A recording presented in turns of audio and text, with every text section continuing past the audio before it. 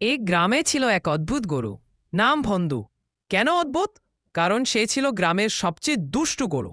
গোবর ফেলত দৌড়ে দৌড়ে, কাকের পিছনে ছুটত, আর কারো মাথায় চুনকালি ফেলতে পারলেই খুশি হতো।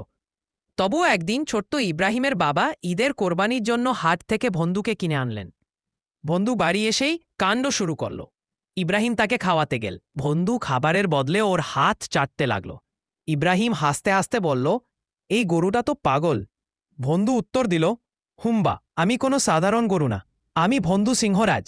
ইব্রাহিম তো অবাক, তুমি কথা বলো? ভন্দু বলল, আমি শুধু কথা বলি না, আমি গানও গাই। তারপর সে গেয়ে উঠল, আমি দুষ্টু ভন্দু গরু, মাথা আমার বড়, ঈদের আগে পালাবো, কোরবানি করো না তোরা। দুষ্টুমির পর দিষ্টুমি। একদিন ভন্দু গোসলের বদলে কাদার মধ্যে গোড়াগড়ি খেয়ে ইব্রাহিমকে কাদা ছুঁড়ে মারল। আরেকদিন সে ঈদের নতুন জামার ঝুল চিবিয়ে ফেলল। গ্রামের হাটে গিয়ে সে নিজেকে সুপারস্টার গরু বলে ঘোষণা দিল। তারপর ইব্রাহিম বলল, বন্ধু, তুমি এত দুষ্টু কেনে? ঈদ তো কোরবানির সময়, এটা তো ত্যাগের সময়। বন্ধু চুপ হয়ে গেল। ধীরে ধীরে বলো, আমি আসলে ভয় পাচ্ছি ইব্রাহিম। আমি জানি কোরবানি কি, কিন্তু আমি ভেবেছিলাম পালিয়ে গেলে বাঁচব।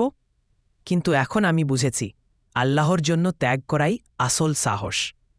ইব্রাহিম অবাক হয়ে বল, তুমি ভয় পেয়েছিলে? ভদু চোখে জল এনে বল, হুম্বা, আমি সাহসী হতে চাই। আমি আল্লাহর জন্য কোরবানি হতে রাজি আছি। ঈদের দিন ভদুকে স্নান করানো হল, গলায় ফুলের মালা পরানো হল। ইব্রাহিম বল, আজ ভদু শুধু দুষ্টু না, সে সত্যিকারের সাহসী গুরু। পুরো গ্রাম মুগ্ধ হয়ে বল, এই গুরুটার কীর্তি একদিন ইউটিউবে উঠবে। ইব্রাহিম ভদুর দিকে তাকিয়ে বল, ভদু, তুই শুধু একটা দুষ্টু গুরু না, তুই আমার ঈদের সাহসী নায়ক।